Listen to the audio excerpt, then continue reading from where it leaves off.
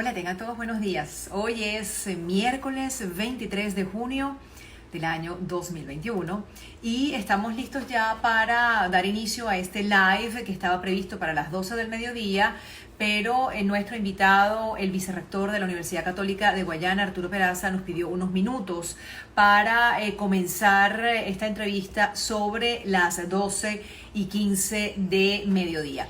Quiero contarles que el padre Peraza es politólogo, abogado, él es sacerdote jesuita y además es vicerrector de la Universidad Católica Andrés Bello desde Guayana.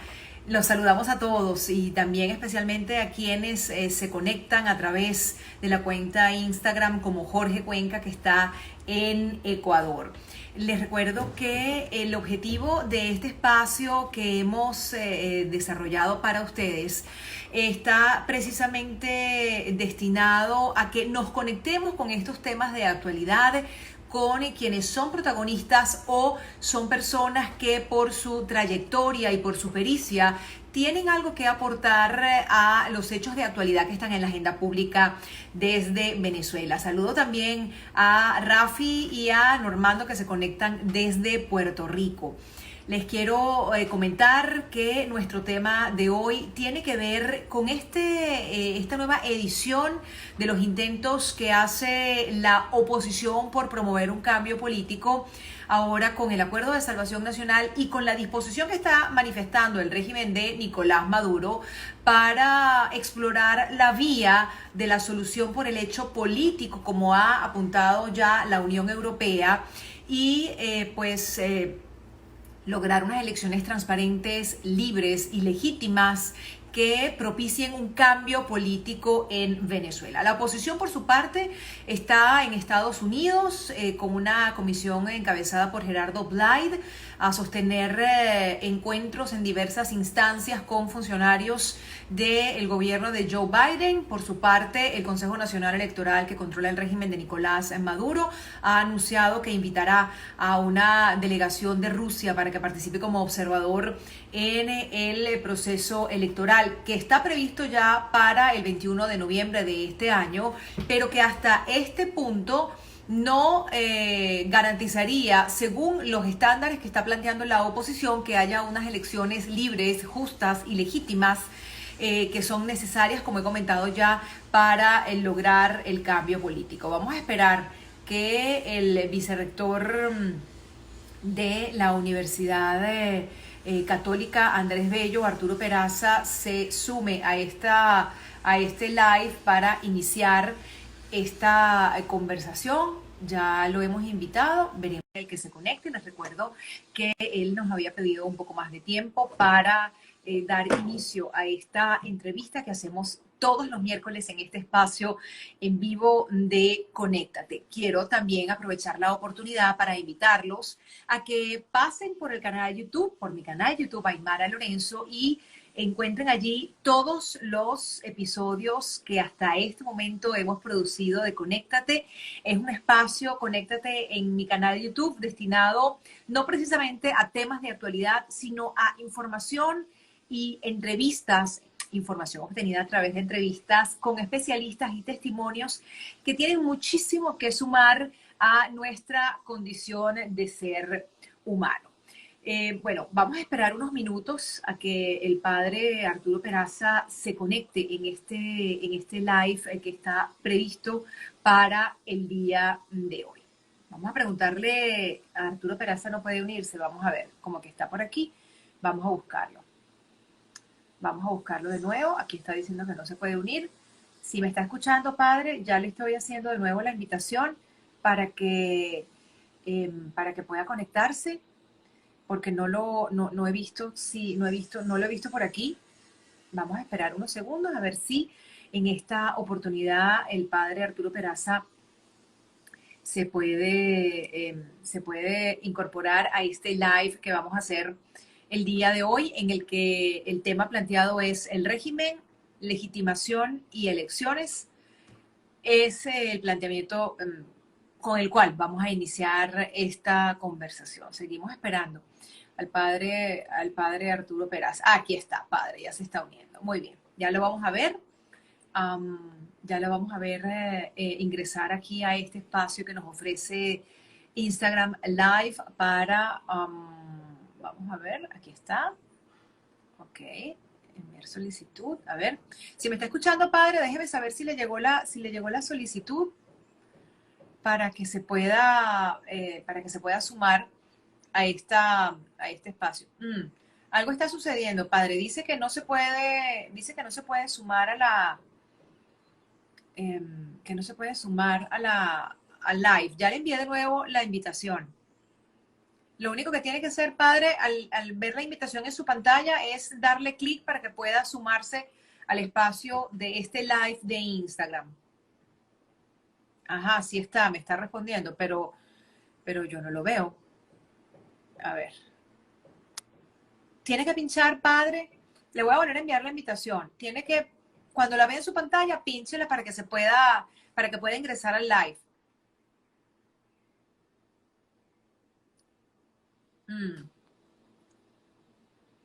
A ver. Ajá. Sabemos que el padre Arturo Peraza está aquí, que nos está viendo, pero está teniendo dificultades para incorporarse al live.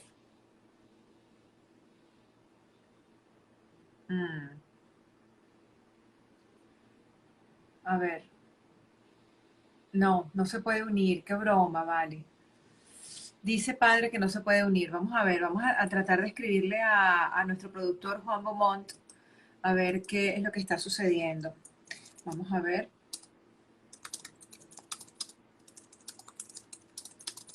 Ok, ya le estoy escribiendo por el chat al productor, padre, a ver si él lo puede ayudar. A nuestro productor Juan Beaumont. No le sale, no entiendo por qué no le sale. Déjeme mandárselo de nuevo, padre, ya voy. Vamos a ver. Ahí se lo estoy mandando de nuevo.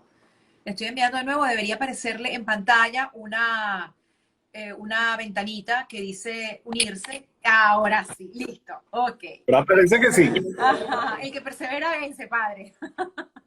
Muchísimas gracias. Disculpa. Estoy en un lugar fuera, pero bueno, creo que puedo estar en contacto. Pero está perfecto, ahí está perfecto porque se ve y se escucha muy bien. Muchísimas gracias A la orden, a ti, disculpa la tardanza, además. No se preocupe, no se preocupe. Muchísimas gracias por aceptar esta entrevista. Padre, el tema por el cual he querido conversar con usted tiene que ver por todos los eventos que se están desarrollando con relación a esta nueva, vamos a llamarlo así, a este nuevo capítulo del intento que se está haciendo por parte de la oposición para lograr un cambio político por la vía legal, por la vía legítima. Y el tema planteado en esta invitación fue el régimen, legitimación, diálogo y elecciones. Precisamente quisiera comenzar por ahí esta conversación. Sabemos que la oposición ha planteado ya un acuerdo de salvación nacional, que hay una comisión encabezada por Gerardo Blyde en Estados Unidos, conversando en diversas instancias con funcionarios del gobierno de Joe Biden. El régimen de Nicolás Maduro, por su parte, está haciendo lo mismo, está de igual manera desplegando una estrategia con sus aliados ideológicos y sus aliados económicos, como es el caso de Rusia, a quien ha invitado el Consejo Nacional Electoral que controla el régimen de Nicolás Maduro a presenciar unas elecciones de las que la mayoría de los ciudadanos venezolanos que difieren del régimen de Nicolás Maduro cuestionan seriamente y a las cuales no le dan mayor credibilidad. Entonces, busca el régimen en este contexto legitimarse a través de un diálogo y no podemos decir que son eventuales elecciones porque ya tienen fecha, unas elecciones con fecha para el 21 de noviembre. Sí, fíjate lo siguiente, o sea, yo creo que hay procesos paralelos que se están llevando en este momento. Son complejos porque el conjunto de complejos de intereses hace que no pueda haber un único análisis, una sola línea de análisis en este proceso, ¿no? En principio, el régimen de Maduro tenía claro que tenía que aguantar el palo del año 2020 y yo creo que fue, si haces un análisis inicial, exitoso en aguantar ese proceso en el entendido del sostenimiento del poder. único objetivo del régimen. No entendamos otra cosa, porque en lo demás ha sido un absoluto fracaso y todos los ciudadanos hemos sufrido una barbaridad en esto. No debe interpretarse éxito como que a mí me parezca bien lo que ha pasado. No me parece absolutamente nada bien. Lo que ha habido es una crisis humanitaria aguantada por este régimen, provocada en algunos casos, porque incluso le ha interesado mantener al país en una situación de miserabilidad como condición de mantener su propia situación de poder. Pero si entiendo que el objetivo del régimen es el sostenimiento en el poder a cualquier costo, entonces, bueno, el objetivo era llegar a las elecciones parlamentarias, imponer un nuevo parlamento y negociar desde esa posición. Y en eso fue exitoso. De hecho, el parlamento, digamos, Guaidó tiene ahorita un problema de legitimidad más o menos importante, que se va manifestando progresivamente, porque evidentemente sostener un parlamento sobre la base de que en el año 2015 hubo elecciones y ahorita no y demás, pues eso resulta cada vez más cuesta arriba, honestamente. Yo creo que simplemente lo que le van diciendo, usted es la persona legítima representante de la oposición y ya.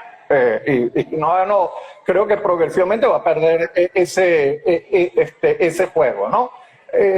Dentro de ese contexto, el gobierno entendió que no podía seguir el curso del 2020, que necesitaba negociar con agentes y empezó esta negociación para lograr un proceso, por lo menos a nivel regional, elecciones, porque ellos saben cómo controlar a gobernadores de oposición.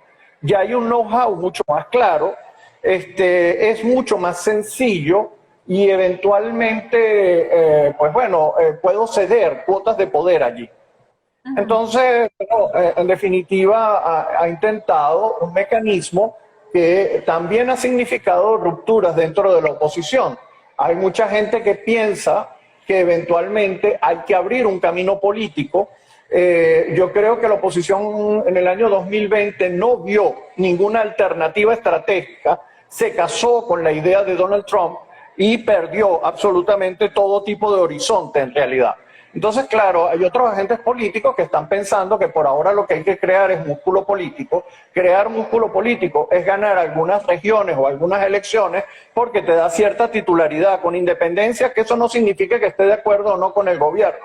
Creo que allí hay mucha gente con posiciones muy distintas, desde gente más entregada al régimen que piensa hacer del juego, hasta gente realmente de oposición. Es complejo el mapa, entonces no se puede hacer un análisis unilateral como elecciones indebidas o proceso indebido o CNE indebido, ese tipo de cosas. Creo que no ayuda el blanco-negro en este juego. Es mucho más complicado, me parece, ese escenario concreto que se está presentando. Y de hecho, el grupo de la oposición liderado por Guaidó ha llegado a la convicción de que en definitiva lo que por allí suceda no lo voy a seguir torpedeando y lo que voy a hacer es simplemente dejar que ocurra sin hacer mayores juicios, y ya eso es una significación.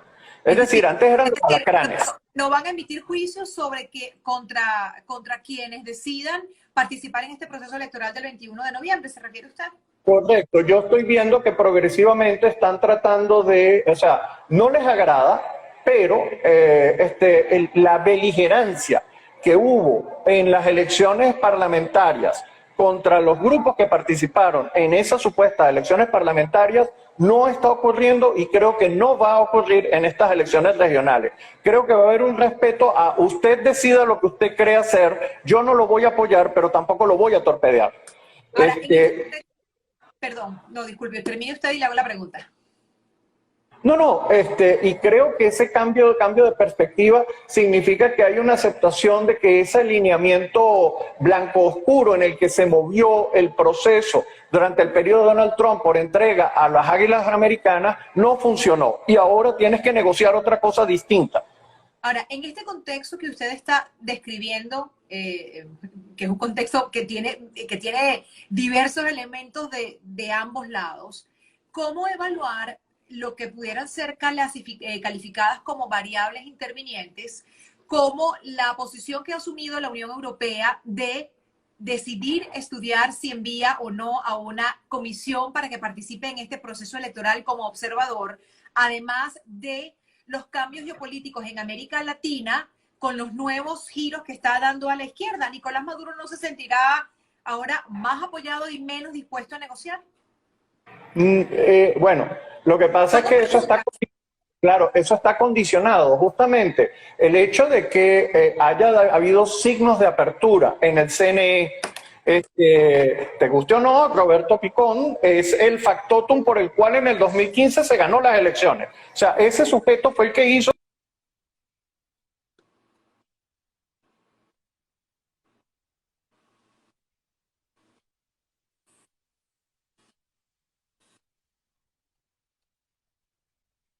No, la cuestión es que tú estás hablando de alguien que tiene una significación de credibilidad inicial que no es tan difícil desmontar, pues, porque el señor Guaidó está montado allí porque el otro estaba en el otro lado, ¿no? Como técnico.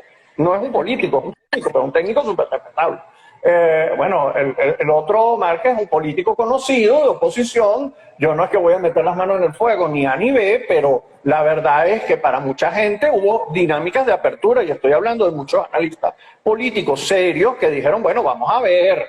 Entonces tú ves, o sea, igualito ha actuado esa dinámica, hizo que la Comunidad Europea también dice, mire, vamos a retomar el camino político. Y estas verdades absolutas, blanco-negro, no están ayudando. La polarización como estructura de respuesta no va a llevar a ningún lado. Además, el señor Guaidó no tiene cómo polarizar, porque para polarizar tienes que tener un poder. ¿De dónde saca el poder? En Venezuela no significa nada lo que él está diciendo. En general, la pérdida de capacidad de movilidad es casi absoluta. Entonces tú necesitas retomar en ese sentido cierto poder político, y ese es el planteamiento por donde va, y otros están viendo eso. Y están obligando a la oposición también, y la oposición yo creo que desde enero ya cayó en cuenta y progresivamente ha empezado a trabajar en la dirección de negociar. Sí, Nicolás Maduro está yendo en una posición de fuerza. Él lo único que está buscando en esa negociación es quítame las sanciones. Y ese es su único problema. En este momento, Guaidó y su grupo no representa un grupo de riesgo importante para el señor Maduro. Es un cero a la izquierda, literal. Lo único que ese grupo tiene es ese manejo en términos de las sanciones que existen, que efectivamente le generan un problema bastante grave al Estado venezolano, a la sociedad venezolana y al gobierno venezolano.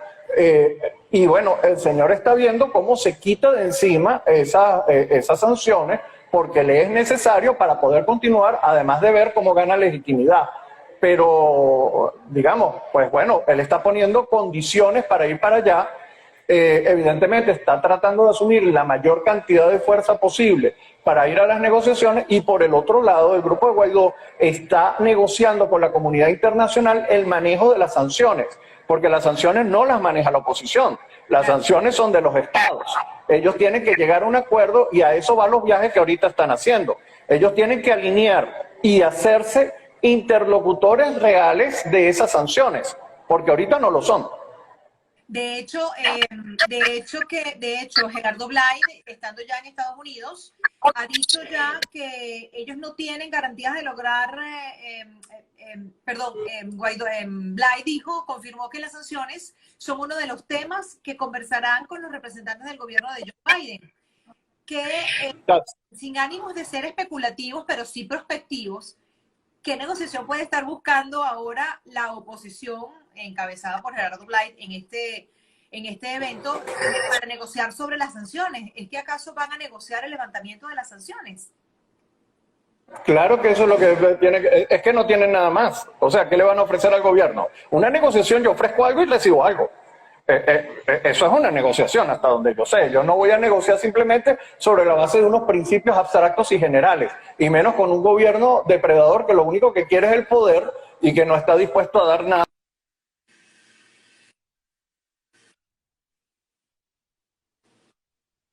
Pues yo creo que en ese sentido, evidentemente, si va a negociar algo, y si el gobierno quiere negociar algo con la oposición, se llama sanciones. Y para eso la oposición tiene que convertirse efectivamente en interlocutor de ese tema de las sanciones. Es decir, que yo puedo ceder o no determinadas sanciones a cambio de determinados gestos políticos que hay que concretar y que tenderían al tema de las elecciones presidenciales. Y este es el segundo proceso que está en marcha. Pero no necesariamente es ni es secuencial, ni siquiera depende uno del otro, sino que son meramente paralelos.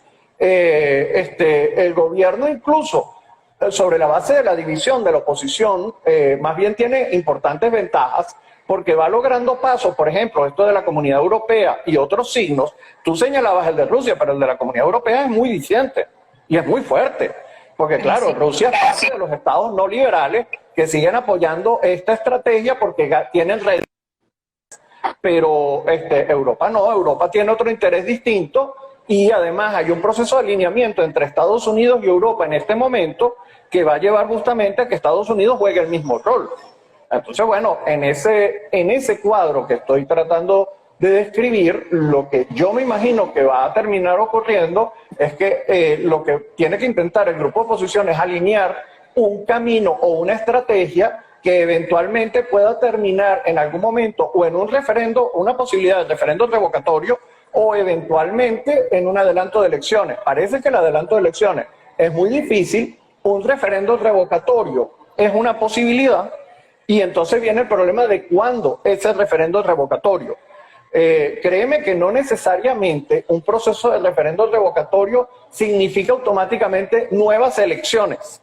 Si tú recuerdas la Constitución, si ese referendo revocatorio se produce en el último año, queda el vicepresidente y eso supone más una estructura de negociación-transición en la que eventualmente el PSV se puede ver. Es así. Ahora, padre, usted en su carácter de politólogo, ¿qué evaluación hace de este acuerdo de salvación nacional como estructura? Porque buena parte de los opositores, buena parte de los ciudadanos que difieren del régimen de Nicolás Maduro están desencantados, han cuestionado el acuerdo, se sienten desconectados de lo que es esta nueva iniciativa de la oposición. Políticamente, ¿es viable este acuerdo de salvación nacional? Políticamente, y haciendo prognosis, ¿cumpliría los objetivos establecidos este acuerdo? Fíjate que, primero, el acuerdo es una confesión de que, el famoso mantra no funcionó. Y bueno, era de esperarse, porque en estrategia política uno tiene que distinguir los fines de los medios, eso es muy importante. Una cosa es el fin que tú estás persiguiendo reinstitucionalizar el país, volver a la democracia, todos esos fines están allí y van a seguir allí, creo que la oposición los tiene claros y en general muchos en la sociedad compartimos esos fines. El problema es cuando tú te estableces la estrategia o los medios para llegar a ese fin. Entonces, normalmente hay gente que es puritanista en esto de las estrategias, o blanco o negro, acepto, no acepto, etcétera, etcétera. Eso es una visión de ver la estrategia, pero normalmente esa estrategia termina por no funcionar bien. Y específicamente en regímenes como este parece ser bastante complicado. Si tú ves, por ejemplo, el caso chileno, bueno, muy bien, se llegó a una suerte de acuerdo, pero la Constitución hasta ahorita es la Constitución impuesta por Pinochet. Y si tú sigues con la historia, eventualmente no se tocaron determinados grupos, determinados intereses, porque era muy, muy riesgoso. A los militares chilenos no se les tocó prácticamente nada. Entonces, este tipo de cosas es lo que termina ocurriendo también en este proceso. Tienes que dar garantías al grupo que está en el poder, que nadie va a soltar el poder simplemente para caer en el vacío. Y además, menos si tengo el control del poder. Entonces, me parece que no te queda de otra sino ofrecer determinadas condiciones que permitan mecanismos de transición. Y eso es lo que está propuesto en ese acuerdo. Ahora, que eso va a ser lo que va a resultar, todo depende de un proceso de negociación, en donde quizás pueda ser menos que lo que está allí. Entonces, ¿qué posición, cuál sería la posición esperada de los ciudadanos venezolanos ante ese acuerdo de salvación nacional? Si, como ya le he comentado, hay rechazo, hay desconexión, no hay aceptación, no hay esperanza sobre él. A ver, para mí la esperanza...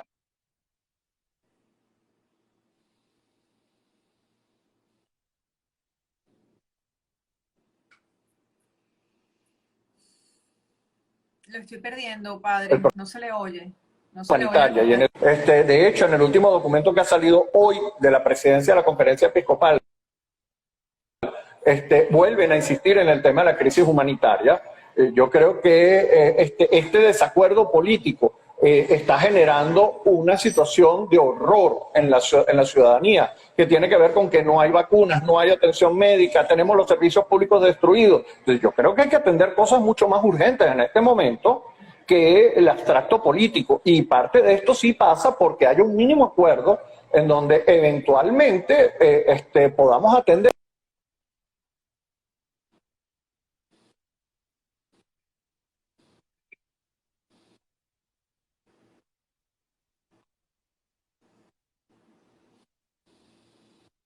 Se le va la señal de repente, padre. Hola. ¿Volví? Sí, es que usted se queda allí, pero la voz la voz se ralentiza y no se le escucha la frase. Claro, entiendo. Bueno. Ahorita ya se le oyó. Ya se le oyó. Ok. Bueno, sí. Vuelvo a insistir. El punto es que lo más importante ahorita es llegar a un mínimo acuerdo que nos permita atender la crisis humanitaria, es como yo entiendo la urgencia en este momento, y avalo la posición de la Iglesia Católica en el último documento que salió hoy. Y que, por el otro lado, ese acuerdo yo entiendo que es procesual. El primer paso no es el último.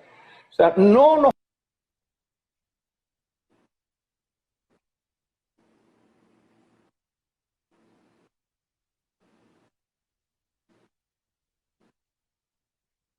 ver más.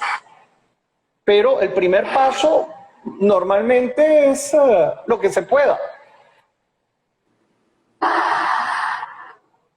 Padre, alguien comenta, Police Globe BR46 comenta, nadie va a soltar el poder sin unas condiciones favorables previas. Tiene mucha razón, se refiere a su comentario. ¿Cuáles serían para usted esas condiciones favorables para que este nuevo intento de negociación pudiera llegar a un resultado que favorezca a los ciudadanos venezolanos que nos encontramos en una crisis humanitaria compleja? Un primer punto, evidentemente tienes que llegar a un acuerdo, digamos, tienes que poner sobre la mesa los temas de sanciones versus cambio de conducta política por parte del gobierno de Nicolás Maduro. Esos cambios pueden ser progresivos. Volvemos al tema. Segundo, tienes que aceptar la ayuda internacional dirigida por organismos internacionales y por organizaciones no gubernamentales que no politicen la ayuda en términos de vacuna, alimentación, atención de los temas de servicios públicos. Es decir, tienes que tener un rango de cierto manejo objetivo de la ayuda humanitaria.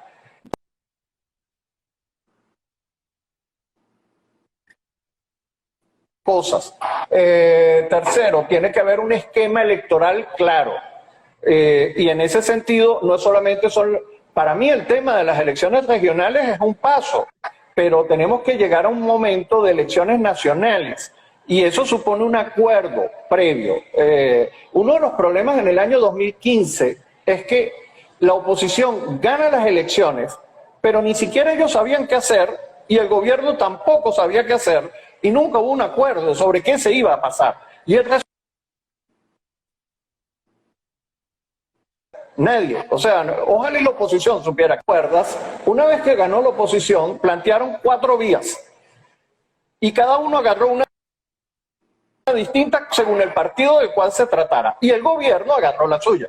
Entonces, eso fractura posibilidades. Tú tienes que tener acuerdos previos, razonables, de cómo vamos a llevar a la sociedad, en donde no esté en cuestión la vida de los grupos políticos.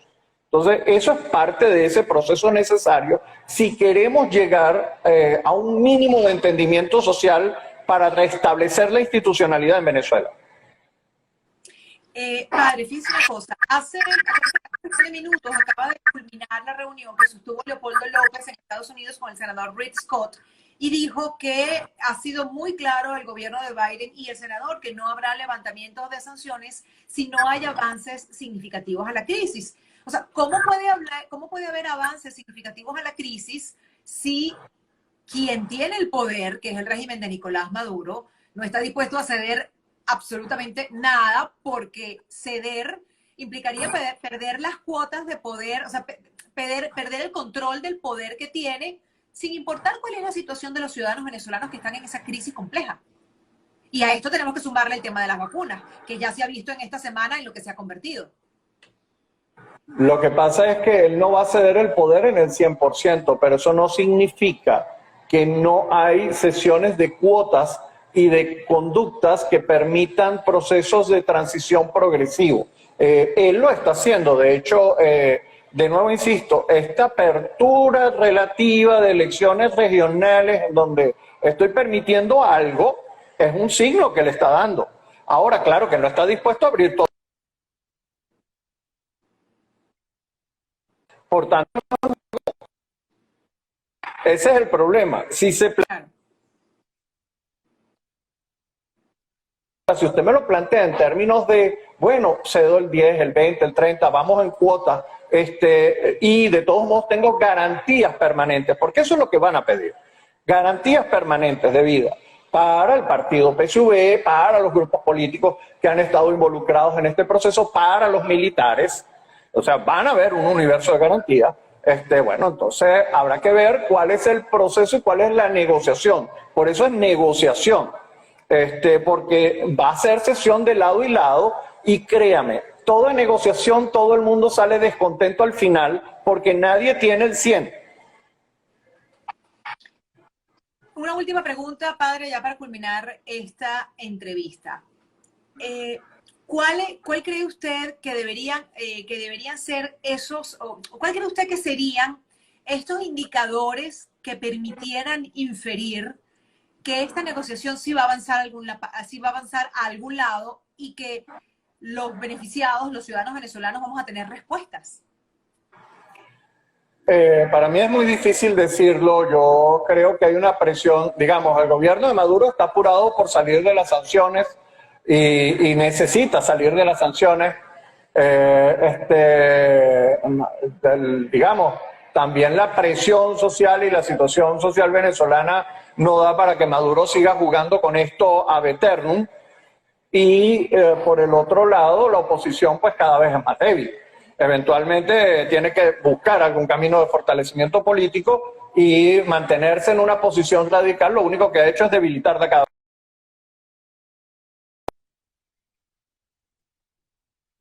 Uy. Hola. Sí, la estoy escuchando. Eso me genera y ahí se quedó. Esto genera la oportunidad de que efectivamente ellos vean oportunidades en la negociación, tanto un grupo como el otro.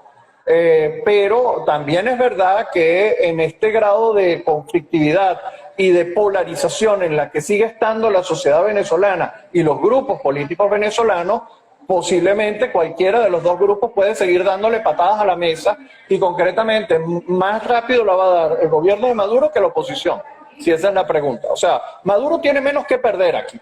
Maduro lo único que tiene que ganar son las sanciones. La oposición tiene todo que perder aquí.